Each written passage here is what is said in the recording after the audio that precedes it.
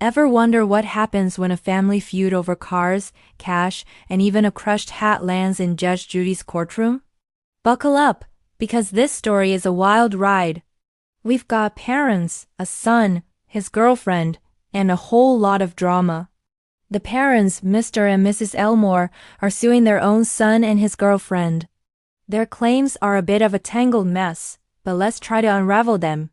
First up, there's a 1997 Oldsmobile Aurora. The parents say they gave or sold this car to the young couple. The car then broke down, and guess who paid for the repairs? The parents, to the tune of over $4,000. Now, they want their son to pay them back. But here's the kicker. Judge Judy asks where the car is now and who has it. Mr. Elmore admits, "It's in my possession." So, the parents have the car, which they paid a small fortune to fix. Judge Judy, ever the voice of reason, doesn't waste a second. She has her bailiff, Bird, look up the car's value. Any guesses? A 1997 Oldsmobile Aurora. Bird comes back with the price, $1,525. You can imagine Judge Judy's reaction.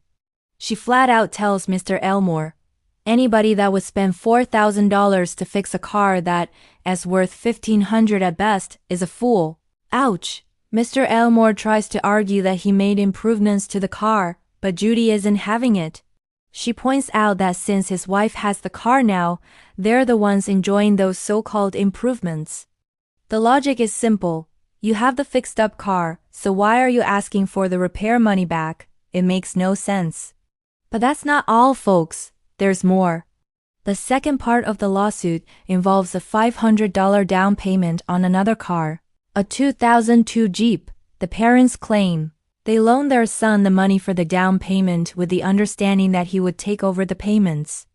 But, according to them, he didn't make the payments, so they went and repossessed the Jeep themselves.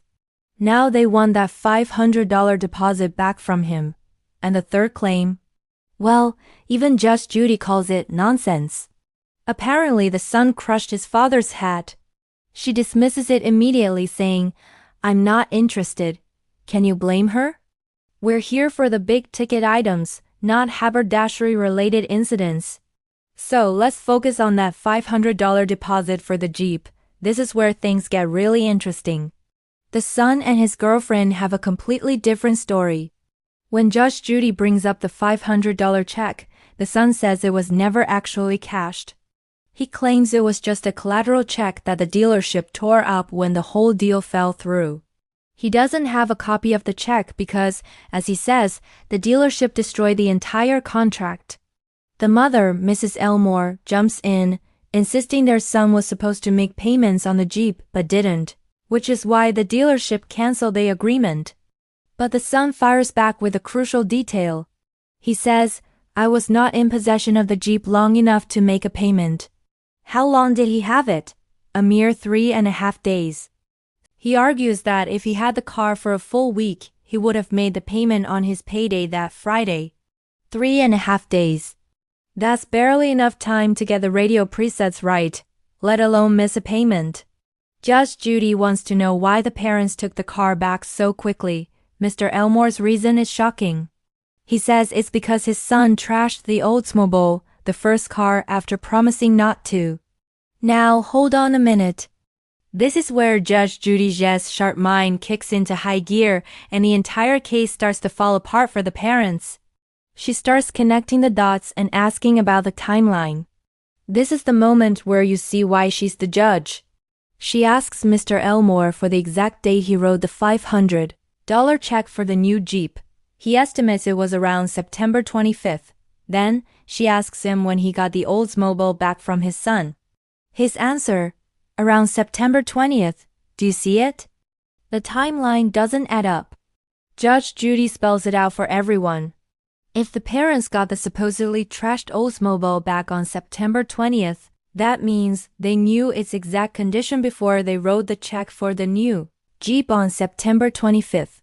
They had the old car in their possession for 5 full days before they helped their son get the new one. So, the father's excuse for taking back the Jeep that he did it because the son trashed The Oldsmobile makes absolutely no sense. Why would you help him get a new car if you were already upset about the old one? The contradiction is glaring, and Judge Judy is all over it. She turns to the mother and lays out the facts. You wrote out a check on September 25th for the new Cherokee. You got the Oldsmobile back on September 20th. I asked your husband how come you went and took the car back after 3.5 days. He said because you trashed the Oldsmobile. But you had the Oldsmobile for 5 days, according to you. The courtroom is silent. The parents have been caught in their own illogical web. Judge Judy has had enough. She looks at them and says, "Goodbye, folks. I don't know what's wrong with you." The mother tries to interject, claiming their son had the car for 3 months prior, but it's too late. The damage is done. Judge Judy is completely unmoved. She reiterates her point about the Oldsmobile. I don't care. You have it now, and you overimproved a $1,500 car by $4,600. The father tries to bring up paperwork, but she cuts him off with a firm, "Goodbye, goodbye. Look at me, look at mother. Goodbye." In a last-ditch effort, the father mutters that he paid $5,000 for the vehicle in the first place, but Judge Judy's decision is final. The son, wanting clarification, asks, "So, case dismissed?"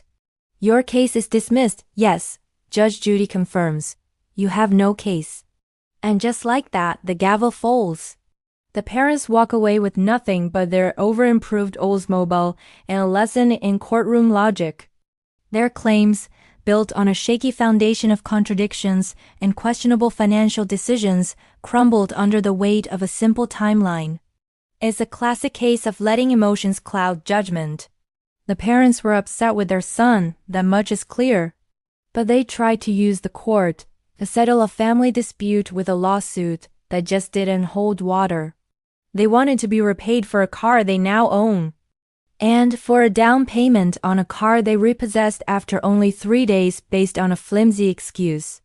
This episode is a masterclass in how Judge Judy cuts through the noise to get to the simple, undeniable facts. She ignored the family drama, the crushed hat, and all the back and forth he said, she said.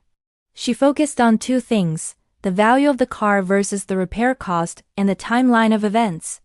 And with just a few pointed questions, she exposed the entire lawsuit as baseless. What do you think? Were the parents just trying to teach their son a lesson, or did they genuinely believe they had a case?